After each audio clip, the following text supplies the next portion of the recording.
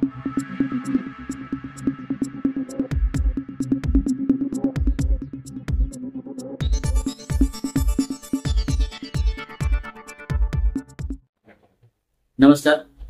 पाहूयात शेअर मार्केटमध्ये काही ठळक घडामोडी.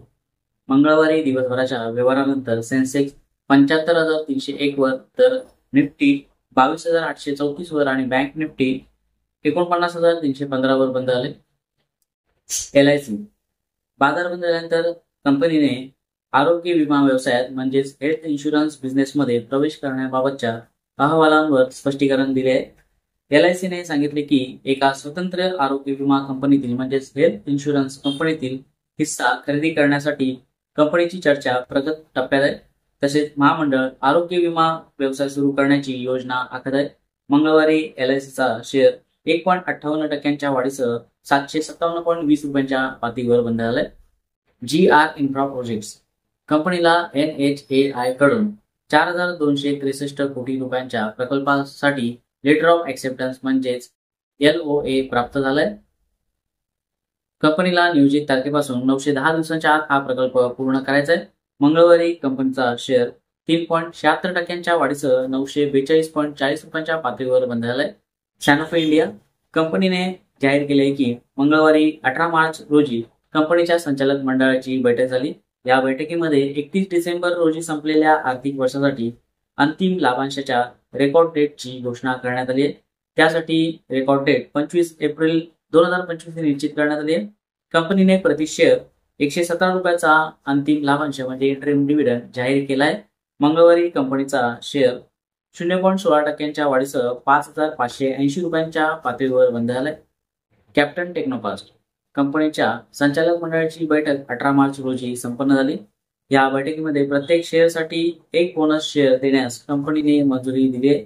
आता बोनस इश्यूसाठी भागधारकांची मंजुरी घेण्यात येणार आहे.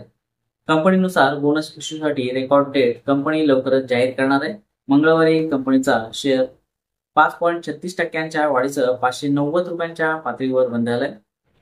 Angel One, Axel Industries, Galaxy Surfactant आणि ॲक्सेलरेटेड इंडिया या 4 कंपन्यांच्या डिव्हिडंडची एक्स डेट 20 मार्च 2025 ही आहे.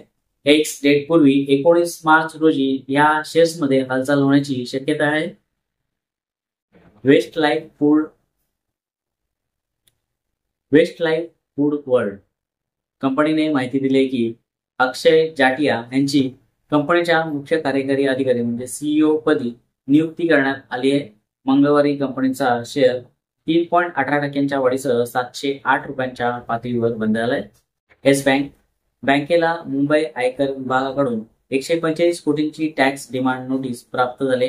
मंगळवारी बँकेचा शेअर 2.36% वाढीसह 16.49 रुपयांच्या पातळीवर बंद झालाय.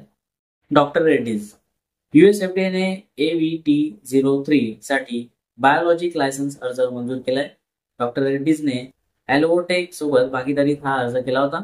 AVT03 हा प्रोलिया आणि एक्सगेवा या औषधांसाठी प्रस्तावित बायोसिमिलर आहे.